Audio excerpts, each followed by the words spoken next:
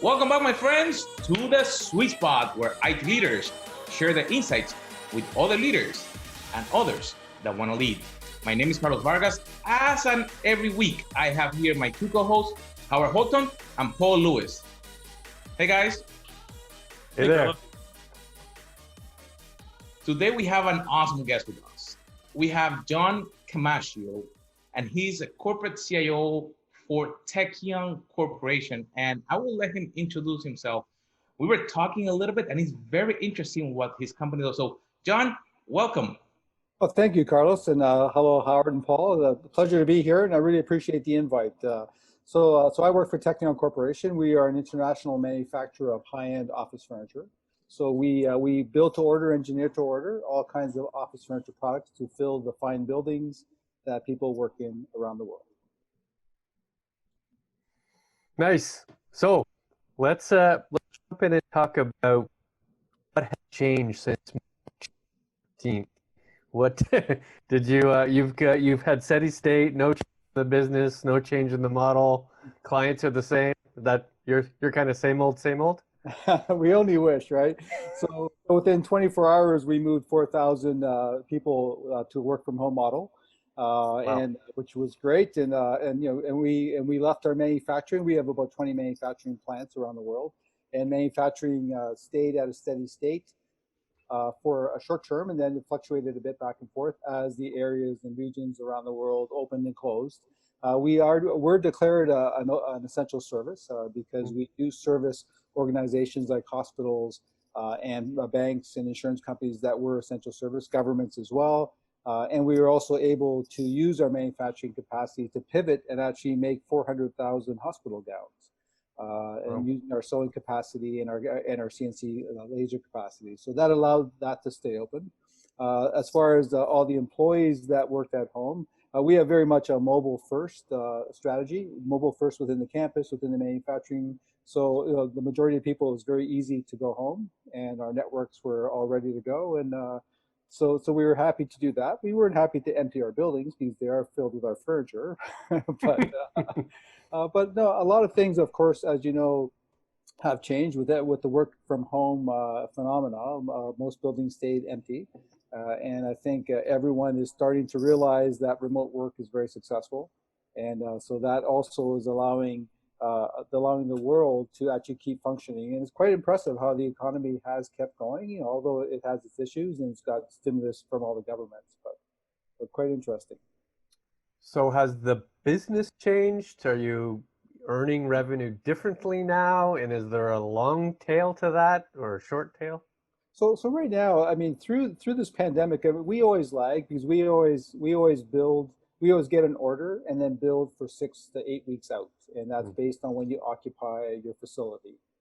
And we've all been there. You pack the red box on Friday, and you come back in, and miraculously, your building 30 floors are full of new stuff, and that's kind of when we go into action. So as we cleared out all the promissory stuff from our orders, orders are still coming in. What is changing is the protocols that people are going back into the office with, the physical distancing, and of course, can your current building fulfill the occupancy of that building? And then clients are making decisions around work from home as well.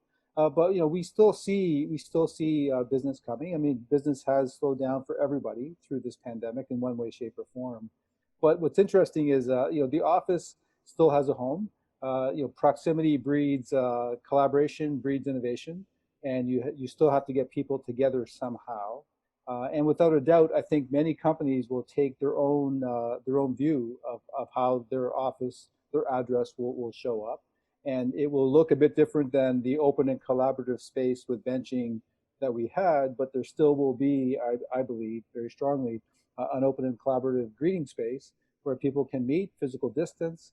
A lot of technology will have to be available there, so people can bring in people who are working remotely, and of course the privacy areas where people can go feel safe and do some heads down work while they are in the office as well. And maybe they won't be fixed stations, but they will be certainly there.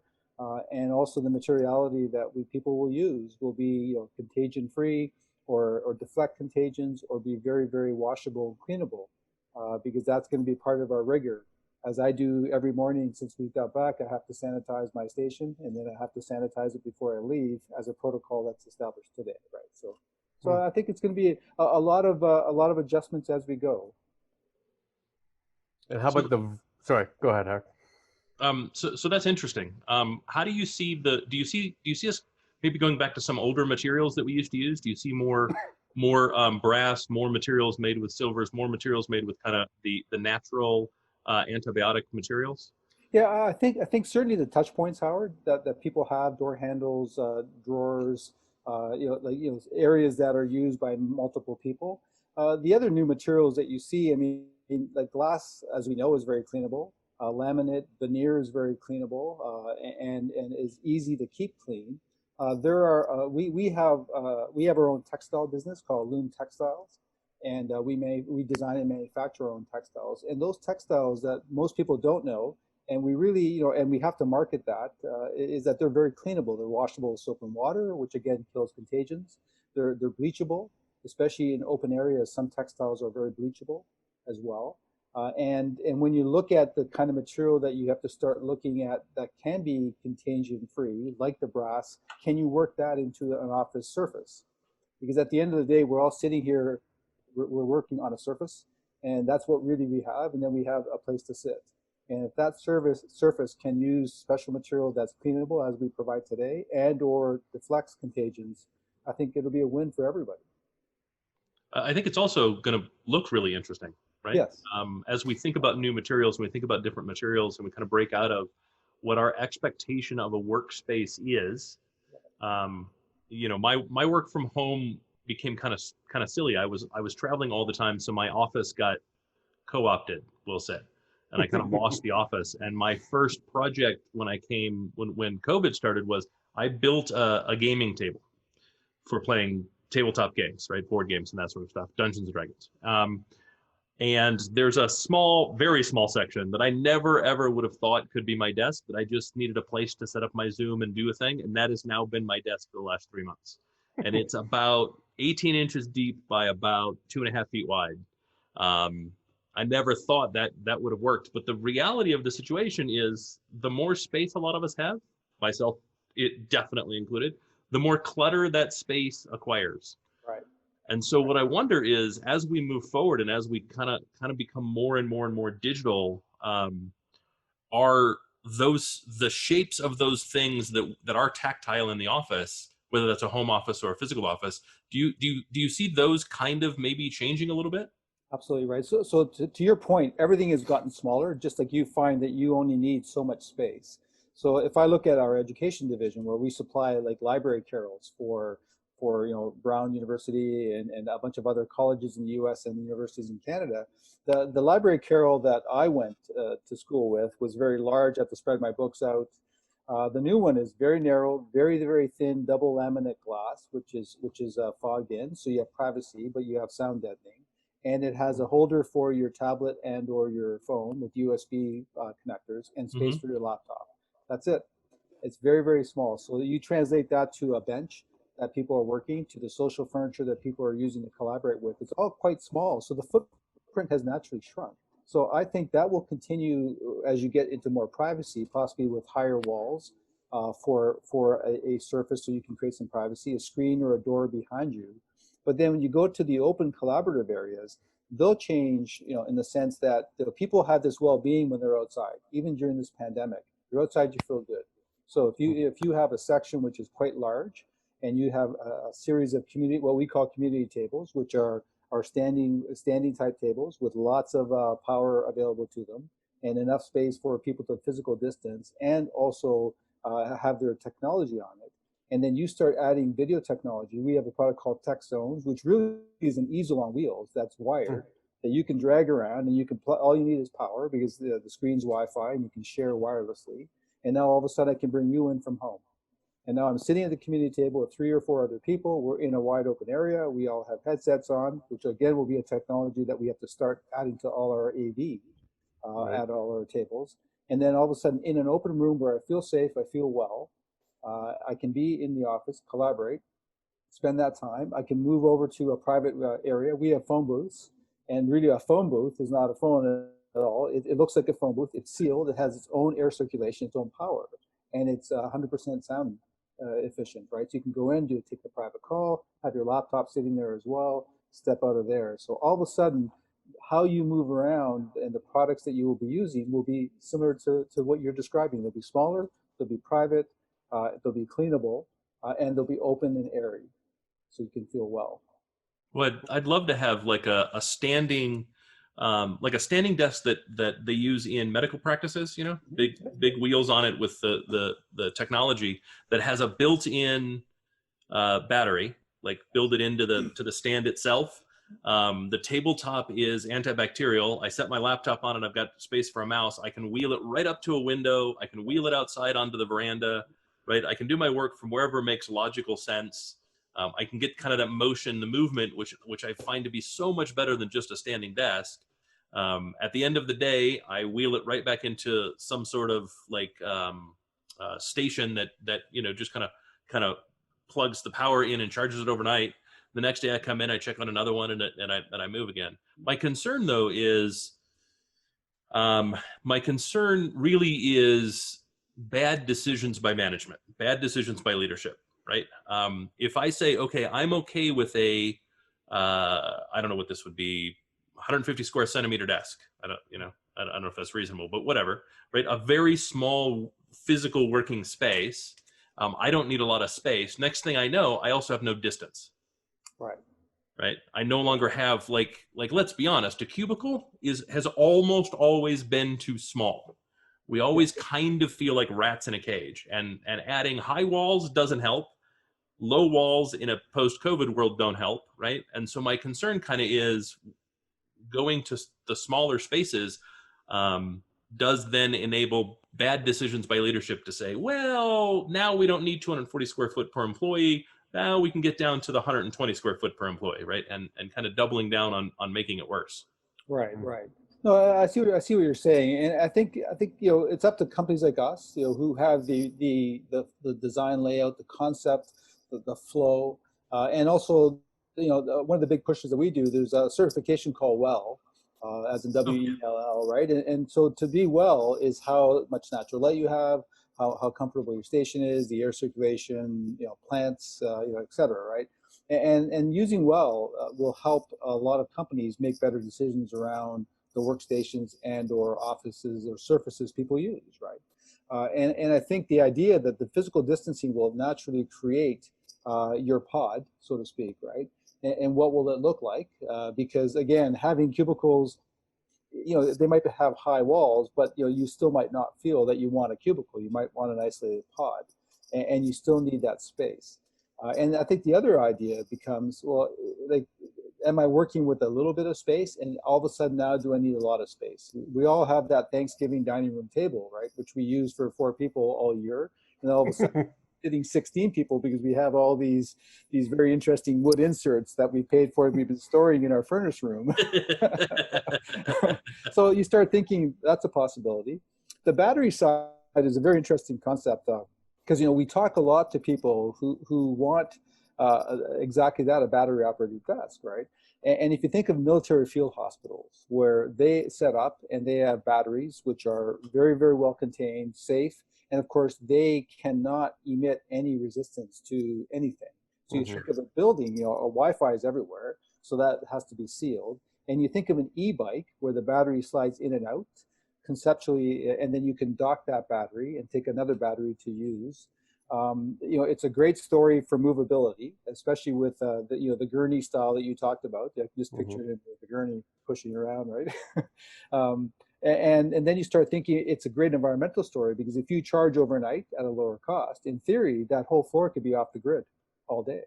Yeah, especially when you add in like PoE lighting, power over Ethernet lighting, and things like that, where like you're not even losing the drain to the wall switch, because it goes like they do a hard power off at the network switch for PoE, right? There's all kinds of interesting kind of next gen power savings that could be done. Also, if you were to switch to something like the gurney, then you could also design your communal workspaces to kind of fit that slotting. Right.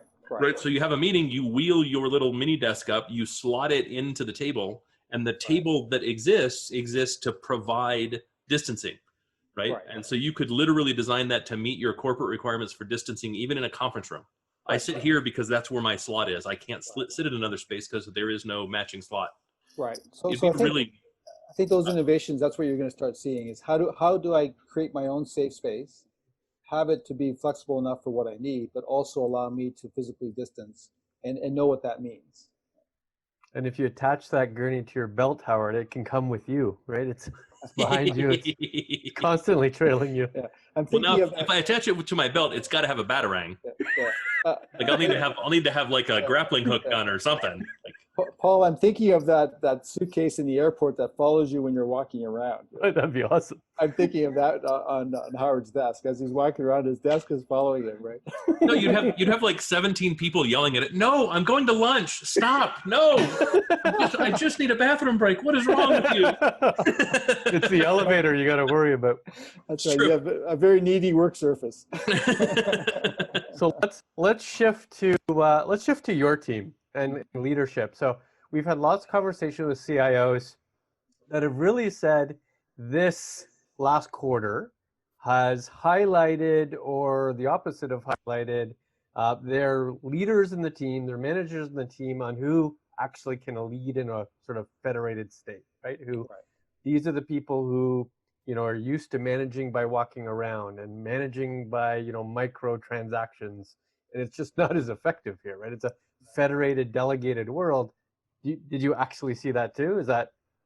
Yeah, I think we saw a bit of it. We have a dispersed team anyway. Like we have people in the U.S. and we have people in other locations, and we have a small contingent overseas in Malaysia as well. So the way we do a lot of touch points through the day anyway. So what we added when everyone was at home, of course, is a morning touch point, and an afternoon touch point. With myself invited as optional, so I could photobomb it at any point to make sure everybody's okay, right? Right. And I think what happened is that having those touch points just gave everyone that connection they needed. And again, I think it was very important to talk to the management team to say you have to lead, because people have not only a lot of work to do, but they have high stress, high anxiety about what the situation is, other family members. Something that we all noticed because of everyone at home, we had to adjust to the household flow. Like the household has a flow that none of us realize because we're not there. You get home, and all of a sudden the flow happened. That flow happened during the day when there's kids at home doing e-learning for school. There may be elderly parents living with you.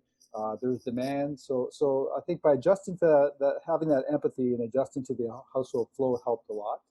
And I think the leaders initially the first 2 weeks overcompensated with touch points to the point where even the staff said, okay, uncle, like enough, right? Can we do the morning and afternoon? We don't need the noon, right? And then can we skip the morning one every second day? But I think everyone was very conscientious about being that way. And I think like IT, like application developers, like our DevOps group, infrastructure network, they're not necessarily management by walking around as much. So I think within the CIO community and my divisions, it's a lot easier to create those touch points. I think from a sales perspective, that was difficult, because the sales perspective and like a chief sales officer really does the walking around, visiting the divisions, doing the rallies and doing the discussions. That would have been very difficult, I think. And are you finding that you might now have, 1,000 cultures instead of one culture, because everybody gets to sort of create their own flexibility, create their own availability, create their own time, create their own whatever working norm? Yeah, I think that maintaining that culture, I think, is a lot easier when you're in a building. And I do agree with what you're saying. It's easier to make adjustments when you are working remote, because everyone, especially during this time, everyone's trying to compensate and help everyone. So I think we still have to find a way to create that culture, and I think that like, companies have to be agile, and culture is a big part of that agility. And I think that's still going to be something that we definitely have to work on, and I think most companies have to work on as well.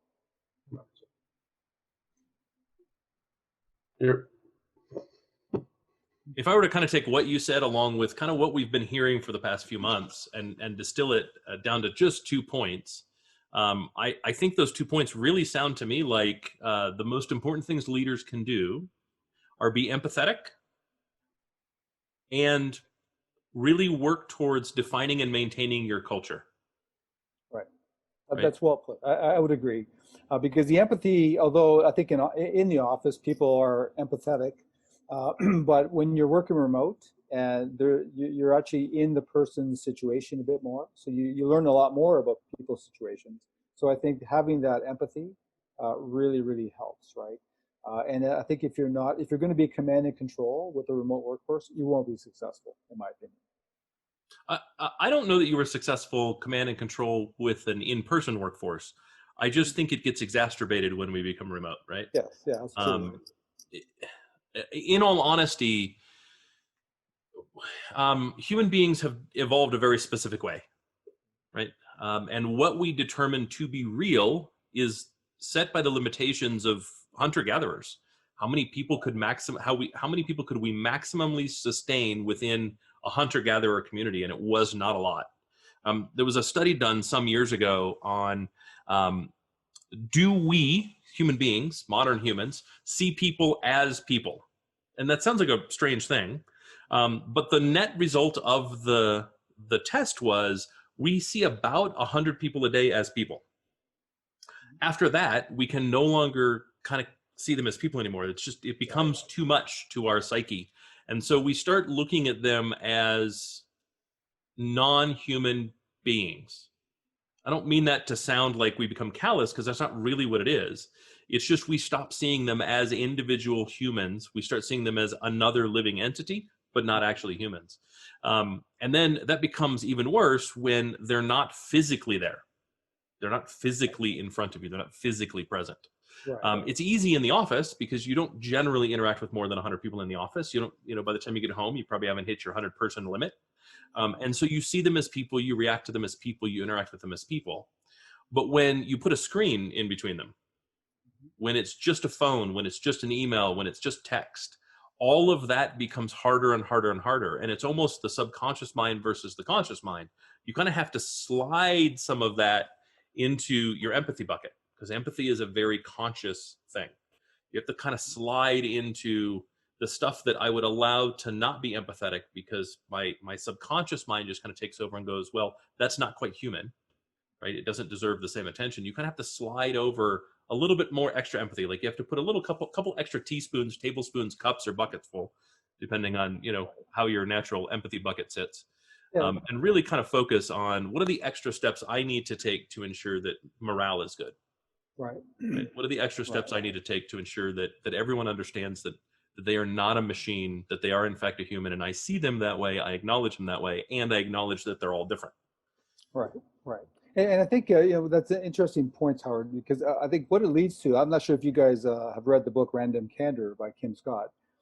It's a fantastic book, and Kim worked with Google and Apple and a few other tech companies in Silicon Valley, and especially when you're dealing with technology individuals in particular, who in some cases aren't maybe as communicative as you would like them to be, and it kind of drives that, that you show that you care, but you also have to be honest with them, right? And part of being empathetic is to being honest with people. And when people are remote, it's hard to read the body language on video all the time, right? Because and you don't see them until they're on video. When they're in the office, you walk by their station, you run into them, and you can see how people are feeling, right? Mm-hmm. But random candor is quite interesting, which creates this ability that you have to communicate more with people in general. But when you're remote, you have to really communicate more, and that's some of the stuff that my team and I talked about. If there were any issues that we saw, well, have you had a good discussion? And it's not a discussion to upset them, but it's just being straight and being honest, because at the end of the day, we still have a job to get done. And I always think of my kids when they were teenagers, or in their 30s now, but when they were teenagers, they kept on calling me a benevolent dictator, and I took that as a compliment, right? Because like I was fair, but at the end of the day, like Dad still has to make a call, right? That's right. Still my money. Right. So as an executive, you still have to make a call, but you have to certainly be empathetic and understand. And having random candor with people really drives that. And if you haven't read the book, honestly, it breaks it down to 4 areas. And again, when you look at those 4 areas, you see yourself in those areas, or you see some of the people you know, including maybe your partner, wife, etc. Right? That you have to be careful not to execute business-like things at home, right? Right. But I think communication has had to be picked up during this remote time, without a doubt, because it's really good to be on when you're on video. And I've never seen people look so good, in our teams, right? Because they're on. I'm getting on video. I better put a shirt with a collar on, right, or something. It's kind of interesting how people react that way because they see all the tiles, right? So it's interesting. You bring something up, and it reminds me of the great lie of video. Right. Again, it goes back to kind of how we evolved, and we have active communication, passive communication. I'm not going to get all into that, but we confuse video as reality. Right. Our brains haven't evolved to the point where video is seen as fake. Right. And so we see video and we think reality, right? So I'm going to use it's not meant to be political, so don't take it that way, but we see videos of police shootings. And we now have all of the evidence necessary to make a judgment. That's the process that goes through your head. And you make a judgment, only to find out later there was something that happened off camera that affected that particular action, that particular result, that particular situation. And then you have to kind of backtrack in your own mind and go, oh, well, wait, that didn't happen. But we do it on video this way all the time. The stakes are infinitely lower. But at the same time, right, we look at each other and we go, oh, well, we're in person now. Right? Our brains go, we're in person now. Right. But what our brains don't seem to understand is there are 0 micro expressions contained on video. And so much information is delivered that way. And so what our brain's not smart. Like we might think it is, but it's not actually smart. And so our brain goes, I'm required to see micro expressions, so I'm just going to fill it in. And where it's missing, it just doesn't happen. Right. But micro expressions happen in hundredths of a second, and video is done in 30 frames a second or 60 frames a second. Right. So it's nearly impossible to capture anyways, right? Exactly, right. And sometimes it's recorded, so you can go back and look at it. Did I say something wrong there? I worry about that, right? I worry about people going, geez, let's go back to the recording of the meeting. Did I say something wrong, right? It's interesting. And I'd like to ask you guys a question. Have you seen demand for a video off meeting where people say, turn your camera off so we can have a meeting just almost like a conference call, right? Have you seen that demand at all come from anybody? I haven't seen it as an active component, but I have seen it as kind of a passive thing. Like there's almost this, everybody joins the call and then you notice a couple of cameras flicker on. And if no other cameras flicker on, those cameras will flicker off. Right. It used to be, I think, a lot more common, like pre-COVID, you'd see there were some people who just liked having a camera on and some people who liked having their camera off. And so we just kind of all went that way. But I think this kind of post-COVID, I think there's almost become like almost a hive mind about it. Not in a bad way at all. It's just, is this a video call? Is this not a video call? And there's very little kind of individualism in it. And it's very much kind of like the community makes a decision without ever bringing it up. Oh, I guess this isn't a video call. We won't do video. And I don't say that as a bad thing. Like those terms aren't good or bad. It's just, it's interesting to see the way we've all kind of, it's like a tribal thought. It's very, very interesting to see how that's changed. But I've had none where it's been an active thing. Interesting, because I found that when you actually propose, say, we're going to put a deck up now to review the project plan, the video's off, right? That way we can all see the deck. It's interesting. It's almost like a relief when you say that, right? And it's good because I think it's kind of, you can lead by saying that, and people think it's okay for me to shut it off because you said video's off, right? So it's maybe a bit of a new protocol we have to adapt to. So some of that's the leader, right? They have to do what the leader says. But I have seen a multi-channel type change, right? Where it doesn't always have to be video conference. We can have a one-on-one conversation via text or WhatsApp, or you can just call me on the phone. Those are because they're still one-on-one communications, but it allows you to have the non-eye contact but still physical presence. Right? Which is hard to do in a video conference. You're almost forced to have eye contact. But if you really want to have a whisper conversation or a side, maybe a personal conversation, like choose another channel. That's what I've seen. Yeah, so it's interesting. Like you talk about that. Like my management team sits in this building, my senior management team, and I have an open door policy, and there's quite often there's drive-bys all like throughout the day, right? Just a small thing. FYI, wanted to get your take on this, or just want to talk, right? So I thought, like, how do we keep that going when we're remote, right? So we use group chat, we use the G Suite, so we set up a group chat called Management Drive-By, And basically, like, keep it off email, keep it off text, keep it off phone calls. But if there's something that you have a thought about that is to do with work, you just put on the management drive-by. And then, I'll check it on a regular basis because it's pinging, right? And it actually has been very effective, right? Because I find out what's going on. FYI, this is delayed. FYI, we have a problem here, or this happened, as opposed to, going through emails or going through status reports. And that, I'm not saying it's perfect, but at least it gives a venue that people can go to and they can ping, and they know that I'll look at it, and they know I'll respond to it, and they know the other management team will see it as well. Yeah. Yeah, there's serious value in maintaining those kind of passive communication channels. And I do want to kind of double click on what Paul said. So much of what we did in the office was passive communication. It was drive-by communication, right? Passive communication. It was things we did because the opportunity existed and made it easy. Video is fantastic because you can immediately gauge someone's engagement. If I'm over here doing this, I'm not engaged. Right? But if I'm looking at the video, the chances are pretty good I'm engaged. Right. And so it becomes really easy to kind of gauge your audience, whether that's an audience of 1 or an audience of 50, are they engaged?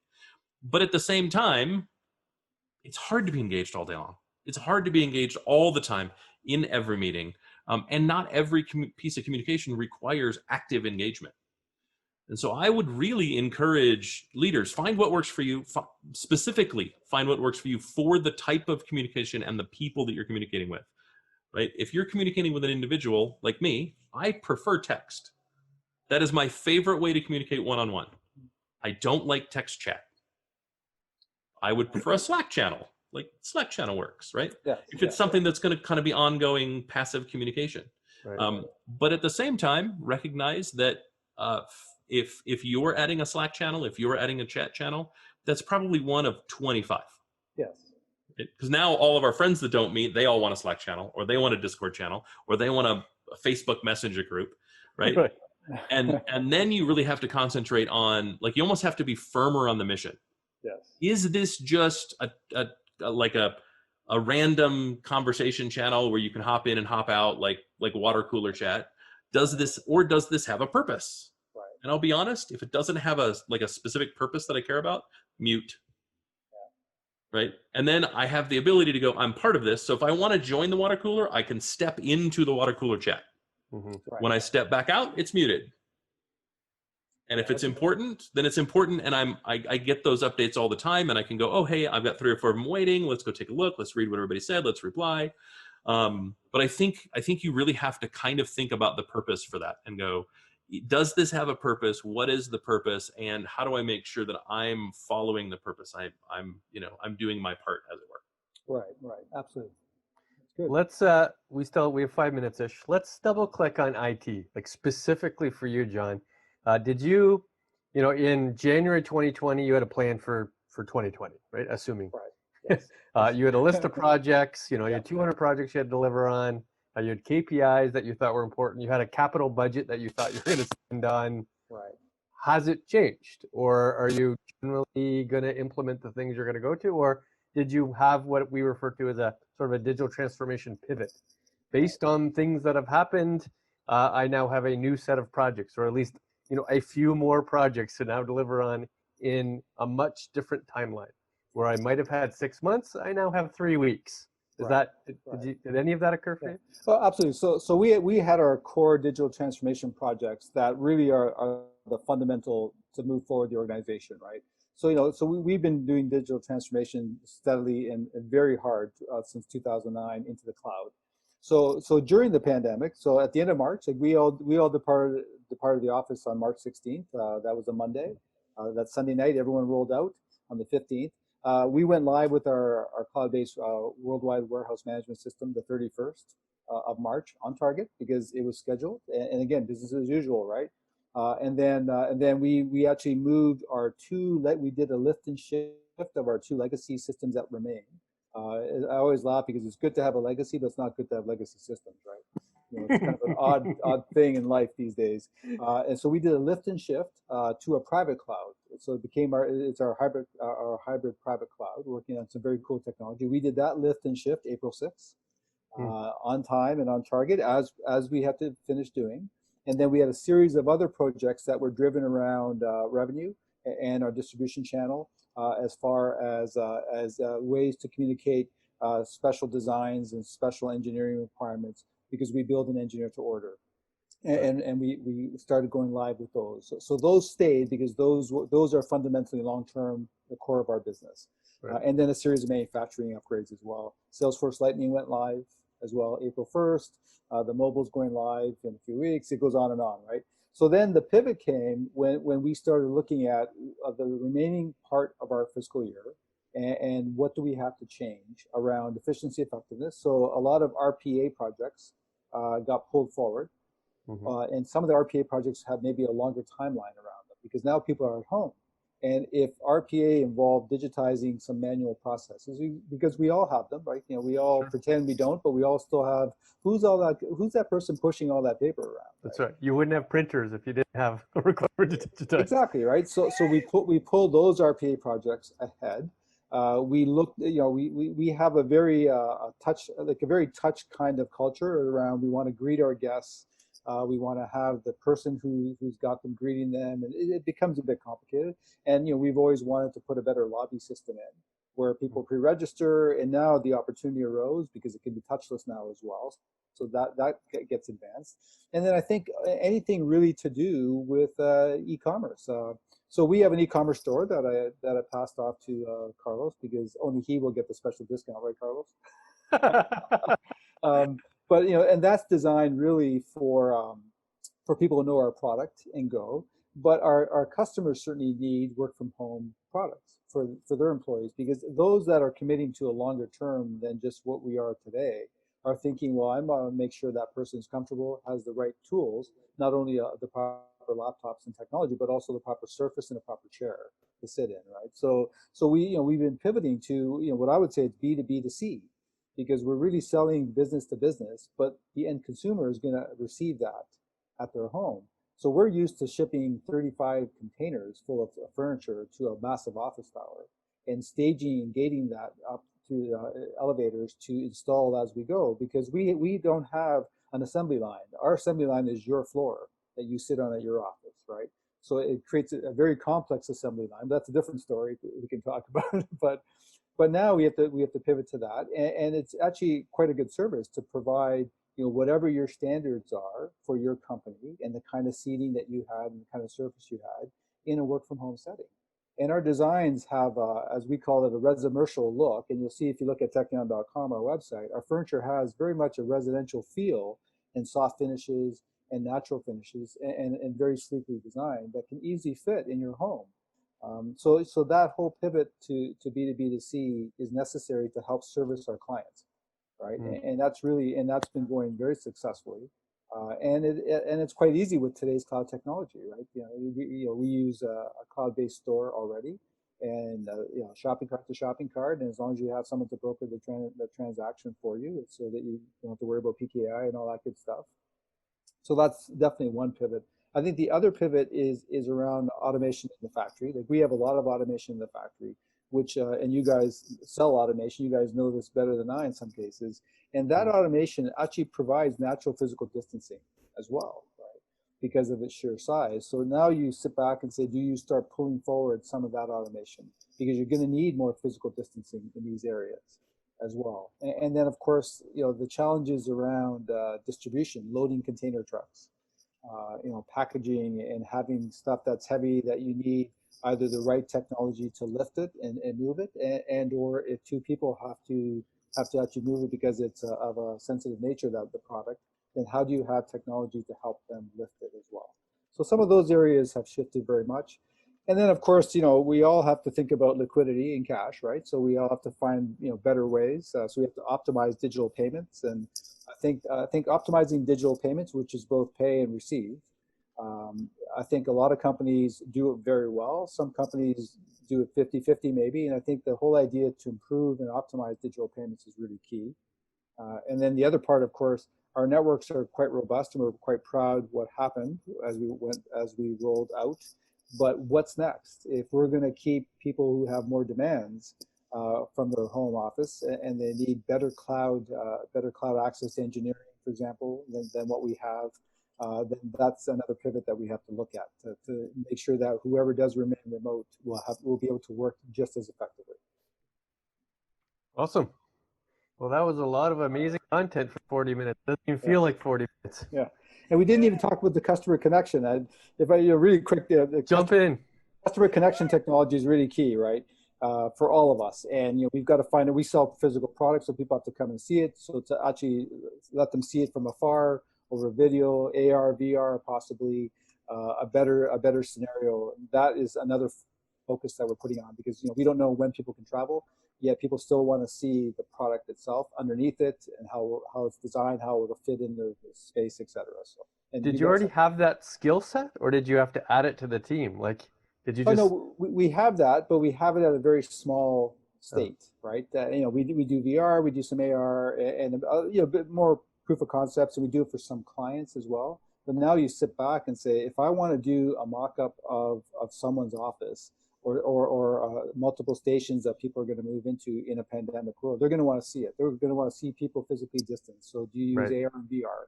Right, and it offers some interesting opportunities that you yourself as an avatar can fly around the product and look underneath. Now we think it's cool, but will everyone else? But we have to. I think that customer connection is going to be very key when you're a product-based company.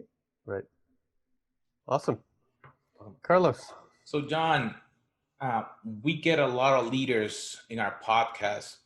If you have 5 minutes, or you can share with them one thing that they should focus, that you have learned, or that it will be very critical for them for this next, let's say, 3 to 6 months, what should that be for them?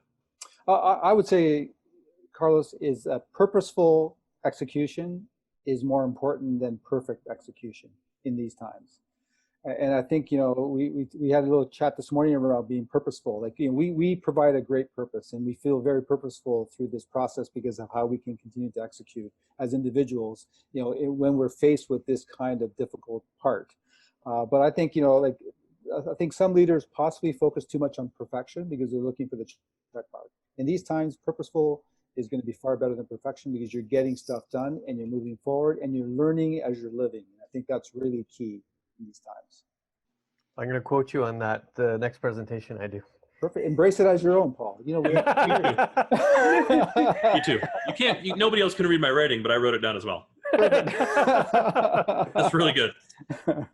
So it was awesome to have you with us today, John. And to each one of you that are listening or that are watching us, make sure that you subscribe to our channels, that being our podcast or on our social media. Share this, because remember, we cannot grow alone. When we grow together as leaders, we can deliver and grow and make others grow as leaders. My friends, we'll see you on our next episode.